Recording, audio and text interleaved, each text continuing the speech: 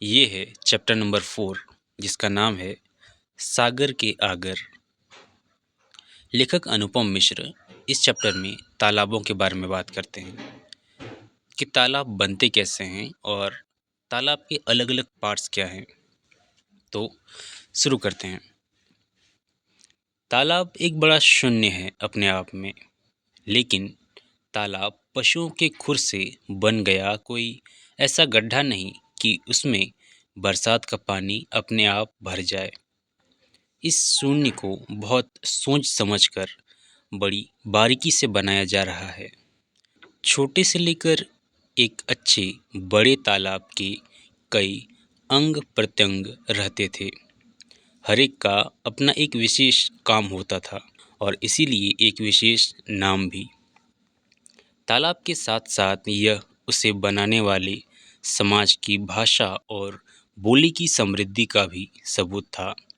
पर जैसे जैसे समाज तालाबों के मामले में गरीब हुआ है, वैसे वैसे भाषा से भी ये नाम शब्द धीरे धीरे उठते गए हैं। बादल उठे, उमड़े और पानी जहाँ गिरा, वहाँ कोई एक ऐसी जगह होती है जहाँ पानी बैठता है। एक क्रिया है आगोरना, यानी एकत्र करना। इसी से बना है आगोर। आगोर तालाब का वह अंग है जहाँ से उसका पानी आता है। यह वह ढाल है जहाँ वर्षा पानी एक ही दिशा की ओर चल पड़ता है। इसका एक नाम पंडाल भी है। आगोर को मध्य प्रदेश के कुछ भागों में पेठू, पोरा या पैन कहते हैं। इस अंग के लिए इस बीच में हम सबके बीच हिंदी की पुस्तकों, अखबारों, संस्थाओं में एक नया शब्द चल पड़ा है, जलागम क्षेत्र। यह अंग्रेजी के कैचमेट से लिया गया अनुवादी, बनावटी और एक हद तक गलत शब्द है। जलागम का अर्थ वर्षा ऋतु रहा है। आगोर का पानी जहां आकर भरेगा उसे तालाब नहीं कहते, वह है आगर। तालाब तो सब अंग प्रत्यंगों का कुल जोड़ है। आगर यानी घर, खजाना। तालाब का खजाना है आगर, जहां सारा पानी आकर जमा होगा। राजस्थान में यह शब्द तालाब के अलावा भी चलता है। राज्य परिवहन की बसों के डिपो भी आगर कहलाते हैं। आगरा का नाम भी इसी से बना है। आगर नाम के कुछ गांव भी कई प्रदेशों में मिल जाएंगे। आगोर और आगर शब्द के दो प्रमुख अंग माने गए हैं। इन्हें अलग अलग क्षेत्रों में कुछ और नाम इन्हें अलग अलग क्षेत्रों में कुछ और नामों से भी जाना जाता है। कहीं ये शब्द मूल संस्कृत से घिसते घिसते बोली में सरल होते दिखते हैं, तो कहीं ठेठ ग्रामीण इलाकों में बोली को सीधे संस्कृत तक ले जाते हैं। कहीं ये शब्द मूल संस्कृत से घिसते घिसते बोली में सरल होते दिखते हैं, तो कहीं ठेठ ग्रामीण इलाकों में बोली को सीधे संस्कृत तक ले जाते हैं। आगोर कहीं आव है तो कहीं पायतान, यानी जहाँ तालाब के पैर पसरे हों। आयतन है जहाँ पसरा हिस्सा सिकुड़ जाए, यानी आगर। इसे कहीं कहीं भरवा भी कहते हैं। आंध्र प्रदेश में पहुंचकर यह परिवाह प्रदेशम कहलाता है। आगर में आगोर से पानी आता है, पर कहीं कहीं आगर के बीचों बीच कुआं भी खोदते हैं। इस स्रोत से भी तालाब में पानी आता है। इसे बोगली कहते हैं। बिहार में बोगली वाले सैकड़ों तालाब हैं।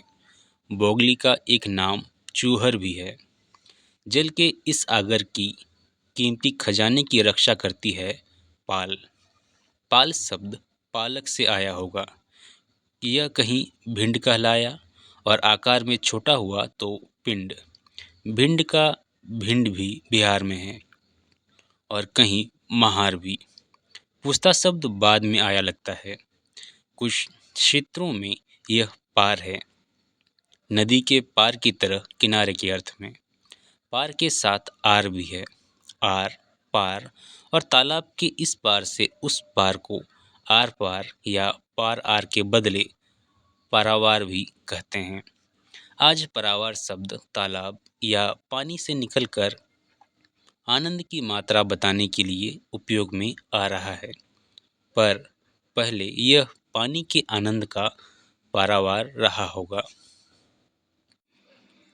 पार या पाल बहुत मजबूत होती है, पर इस रखवाले की भी रखवाली न हो तो आगोर से आगर में लगातार भरने वाला पानी इसे ना जाने कब पार कर ले, और तब उसका प्रचंड वेग और शक्ति उसे देखते ही देखते मिटा सकती है।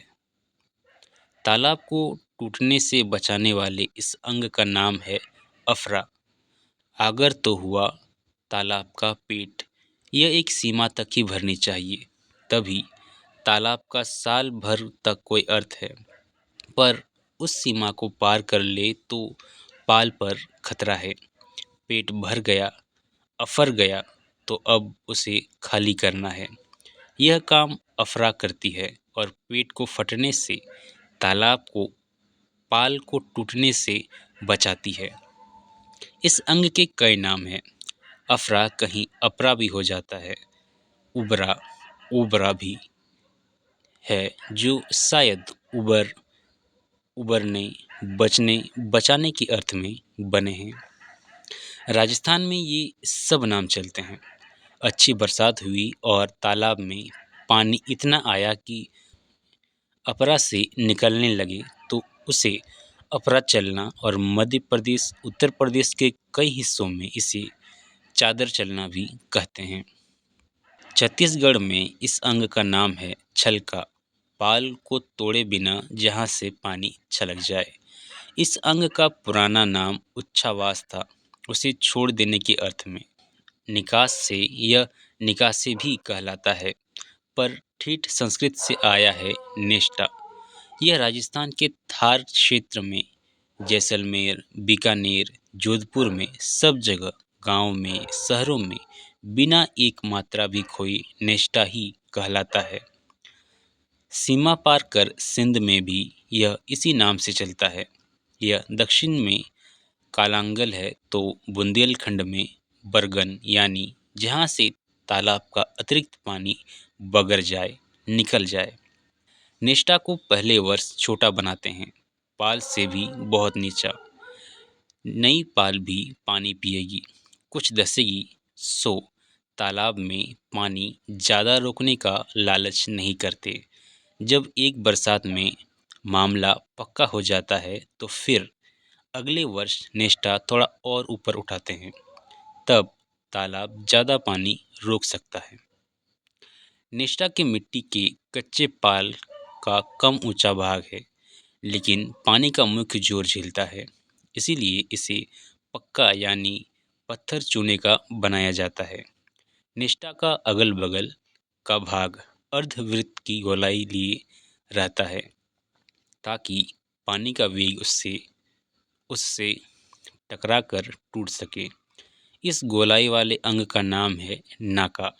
यदि यही अंग तालाब के बदले बंधान पर बने, यानी किसी छोटी नदी नाली के प्रवाह को रोकने के लिए बनाए गए छोटे बांध पर बने, तो उसे ओड़ कहते हैं। पंख के आकार के कारण इसे पंखा भी कहते हैं। नेष्टा है तो शुद्ध तकनीकी अंग, लेकिन कहीं कहीं ऐसा भी नेष्टा बनाया जाता था कि तकनीकी होते हुए भी वह कला पक्ष को स्पर्श कर लेता था। जिन सिद्धस्त गजधरों का पहले वर्णन किया गया है, उनके हाथों में ऐसे कलात्मक काम सहज ही हो जाते थे। राजस्थान के जोधपुर जिले में एक छोटा सा शहर है फलोदी। वहाँ शिवसागर नामक एक तालाब है। इसका घाट लाल पत्थर से बनाया गया है। घाट पर एक सीधी रेखा में चलते चलते फिर एकाएक सुंदर सर्पाकार रूप ले लेता है। यह अर्धवृत्ताकार गोलाई तालाब से बाहर निकलने वाले पानी का वेग काटती है। ज्यामिति का यह सुंदर खेल बिना किसी भौड़े तकनीक बोझ के सचमुच खेल खेल में ही अतिरिक्त पानी को बाहर भेजकर शिव सागर की रखवाली बड़े कलात्मक ढंग से करता है। वापस आगोर चलें। यहीं से पानी आता है आगर में। सिर्फ पानी लाना है और मिट्टी तथा रेत को रोकना है। इसके लिए आगोर में पानी की छोटी छोटी धाराओं को यहाँ वहाँ से मोड़कर कुछ प्रमुख रास्तों से आगर की तरफ लाया जाता है और तालाब में पहुँचने से काफ़ी पहले इन धाराओं पर खुरा लगाया जाता है। शायद यह शब्द पशुओं के खुर से बना है। इसका आकार खुर जैसे होता है। बड़े बड़े पत्थर कुछ इस तरह जमा दिए जाते हैं कि उनके बीच में सिर्फ पानी निकले, मिट्टी और रेत आदि पीछे ही जम जाएं, छूट जाएं। रेगिस्तानी क्षेत्र में रेत की मात्रा मैदानी क्षेत्रों से कहीं अधिक होती है, इसीलिए वहाँ तालाब में खुरा अधिक व्यवस्थित, कच्चे के बदले पक्के भी बनते हैं।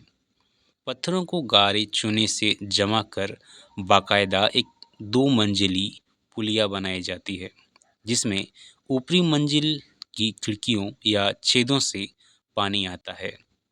उन छेदों के नीचे से एक नाली में जाता है और वहाँ पानी सारा भार कंकर रेत आदि छोड़कर साफ होकर फिर पहली मंजिल के छेदों से बाहर निकल आगोर की तरफ बढ़ता है। कई तरह के छोटे बड़े ऊंचे नीचे छेदों से पानी छानकर आगर में भेजने वाला यह ढांचा छेदी कहलाता है। इस तरह रोकी गई मिट्टी के भी कई नाम हैं। कहीं यह साद है, गाद है, लद्दी है तो कहीं तलछट भी। पूरी सावधानी रखने के बाद भी हर वर्ष पानी के साथ कुछ न कुछ मिट्टी आगर में आ ही जाती है। उसे निकालने के भी अवसर या तरीके बहुत व्यवस्थित रहे हैं। उनका ब्यौरा बाद में। अभी फिर पाल पर ही चलें। पाल कहीं सीधी, कहीं अर्धचंद्राकार दूज के चांद की तरह बनती है तो कहीं उसमें हमारे हाथ की कोहनी की तरह एक मोड़ होता है। यह मोड़ कोहनी ही कहलाता है। जहाँ भी पाल पर आगोर से आने वाले पानी का बड़ा झटका लग सकता है, वहाँ पाल की मजबूती बढ़ाने के लिए उस पर कोहनी दी जाती है। जहाँ संभव है, सामर्थ्य है, वहाँ पाल और पानी के बीच पत्थर के पाट लगाए जाते थे। पत्थर जोड़ने की क्रिया जुहाना कहलाती है। छोटे पत्थर गारे से जोड़े जाते थे और इस घोल में रेत, चूना, बिलपत्र, गुड़, गोंद और मेथी मिलाई जाती थी। कहीं कहीं राल भी। बड़े वजनी पत्थर छेदी और कील पद्धति से जोड़े जाते थे। इसमें एक पत्थर में छेद छोड़ते और दूसरे में उसी आकार की कील अटा देते थे। कभी कभी बड़े पत्थर लोहे की पत्ती से जोड़ते थे। ऐसी पट्टी जोंकी या अंकुड़ी कहलाती थी। पत्थर के पाट पाल की मिट्टी को आगर में आने से रोकती है। पत्थरों से पटा यह इलाका पटियाल कहलाता है। पटियाल पर सुंदर मंदिर, बारादरी, छतरी और घाट बनाने का चलन है। तालाब और पाल का आकार काफ़ी बड़ा हो तो फिर घाट पर पत्थर की सीढ़ियाँ भी बनती है। कहीं बहुत बड़ा और गहरा तालाब है तो सीढ़ियों की लंबाई और संख्या भी उसी अनुपात में बढ़ जाती है। ऐसे में पाल की तरह इन सीढ़ियों को भी मजबूती देने का प्रबंध किया जाता है। ऐसा न करें तो फिर पानी सीढ़ियों को काट सकता है। इन्हें सहारा देने बीच बीच में बुर्जनुमा चबूतरे जैसी सीढ़ियाँ बनाई जाती हैं। हर 8 या 10 सीढ़ियों के बाद आने वाला यह ढांचा हथनी कहलाता है। ऐसा ही किसी हथनी दीवार में एक बड़ा आला बनाया जाता है और उसमें गटोइया बाबा की प्रतिष्ठा की जाती है। गटोइया देवता घाट की रखवाली करते हैं। प्रायः अपरा की ऊंचाई के हिसाब से इनकी स्थापना होती है। इस तरह यदि आगोर में पानी ज़्यादा बरसे, आगर में पानी का स्तर लगातार ऊंचा उठने लगे, तब तालाब पर खतरा मंडराने लगे, तो घटौया बाबा के चरणों तक पानी आने के बाद अपरा चल निकलेगी और पानी का बढ़ना थम जाएगा। इस तरह घाट की, तालाब की रखवाली देवता और मनुष्य मिलकर करते रहे हैं। तालाबों की तरह नदियों के घाटों पर भी घटौया बाबा की स्थापना होती रही है। बाढ़ के दिनों में जब बड़े बूढ़े दादा दादी घाट पर खुद नहीं जा पाते, वे वहां से लौटने वाले अपने नाती पोतों, बेटे बेटियों से बहुत उत्सुकता के साथ प्रायः यही प्रश्न पूछते हैं, पानी कहाँ तक चढ़ा है? घटौया बाबा के चरणों तक आ गया? उनके पांव पानी पखार ले तो बस सब हो गया। इतना पानी आगर में हो जाए तो फिर काम चलेगा पूरे साल भर। पूरे साल भर आगर की जलराशि को, खजाने को आंकने मापने का काम करते हैं। उनमें अलग अलग स्थानों पर लगने वाले स्तंभ। नागयष्टि बहुत पुराना शब्द है। यह नए खुदे तालाबों में जल स्तर नापने के काम आता था। इस पर अक्सर नाग का अलंकरण नहीं हुआ। वैसे स्तंभ केवल यष्टि भी कहलाते हैं। धीरे धीरे घिसते घिसते यह शब्द लाठ बना। यह स्तंभ भी कहलाता है और जलथंभ भी, या केवल थंभ भी। कहीं इसे पंचाल या पासवर भी कहा जाता है। यह स्तंभ अलग अलग जगह लगाते हैं। लगाने के अवसर भी अलग अलग होते हैं और प्रयोजन भी कई तरह के। स्तंभ तालाब के बीचों बीच, अपरा पर, मौके पर, यानी जहाँ से सिंचाई होती है वहाँ पर तथा आगोर में लगाए जाते हैं। इनमें फुट, गज, नीरस निशानों के बदले पद्म, शंख, नाग, चक्र जैसे चिन्ह उत्कीर्ण किए जाते हैं। अलग अलग चिन्ह पानी की एक निश्चित गहराई की सूचना देते हैं। सिंचाई के लिए बने तालाबों के स्तंभ के एक विशेष चिन्ह तक जल स्तर उतर आने के बाद पानी का उपयोग तुरंत रोककर उसे फिर संकट के लिए सुरक्षित रखने का प्रबंध किया जाता रहा है। कहीं कहीं पाल पर भी स्तंभ लगाए जाते हैं, पर पाल के स्तंभ के डूबने का अर्थ है पाले यानी प्रलय होना। स्तंभ पत्थर से बनते थे और लकड़ी के भी। लकड़ी की जात ऐसी चुनते थे जो मजबूत हो, पानी से सड़े गले नहीं। ऐसी लकड़ी का एक पुराना नाम क्षत्रिय काठ था। प्राय जामुन, साल, ताड़ तथा सरई की लकड़ी इस काम में लाई जाती रही है। इसमें साल की मजबूती की कई कहावतें रही हैं जो आज भी डूबी नहीं है। साल के बारे में कहते हैं कि 1000 साल खड़ा, 1000 साल पड़ा और 1000 साल सड़ा। छत्तीसगढ़ के कई पुराने तालाबों में आज भी साल के स्तंभ लगे मिल जाएंगे। रायपुर के पुरातत्व संग्रहालय में कहावत से बाहर निकल कर आया साल के पेड़ का सचमुच सैकड़ों साल से भी पुराना एक टुकड़ा रखा है। यह एक जल स्तंभ का अंश है जो उसी क्षेत्र में चंद्रपुर, अब जिला बिलासपुर के ग्राम किरानी में हीरा बांध नामक तालाब से मिला है। हीरा बांध दूसरी शताब्दी पूर्व के सातवाहनों के राज्य का है। इस पर राज्य के अधिकारियों के नाम खुदे हैं जो संभवतः उस भव्य तालाब के भरने से जुड़े समारोह में उपस्थित थे। परिस्थिति नहीं बदले तो लकड़ी खराब नहीं होती। स्तंभ हमेशा पानी में डूबे रहते थे, इसलिए वर्षों तक खराब नहीं होते थे। कहीं कहीं पाल या घाट की एक पूरी दीवार पर अलग अलग ऊंचाई पर तरह तरह की मूर्तियां बनाई जाती थी। वे प्रायः मुखाकृति होती थी। सबसे नीचे घोड़ा तो सबसे ऊपर हाथी।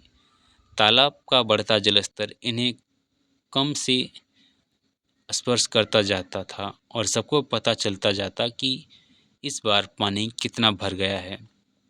ऐसी शैली के अमर उदाहरण हैं जैसलमेर के अमर सागर की दीवार पर घोड़े, हाथी और सिंह की मूर्तियां स्तंभ और नेष्टा को एक दूसरे से जोड़ देने पर तो चमत्कार ही हो जाता है। अलवर से कोई 100 किलोमीटर दूर अरावली की पहाड़ियों के ऊपर आबादी से काफ़ी दूर एक तालाब है, श्याम सागर। संभवतः युद्ध के समय सेना की जरूरत पूरी करने के लिए 15वीं सदी में बनाया गया था। इसमें किनारे पर वरुण देवता का एक स्तंभ है। स्तंभ की ऊंचाई के हिसाब से ही उसमें कई फरलांग की दूरी पर श्याम सागर की अफरा है। बढ़ते तालाब में फिर उससे ज़्यादा पानी नहीं भरता। वरुण देवता कभी डूबते नहीं।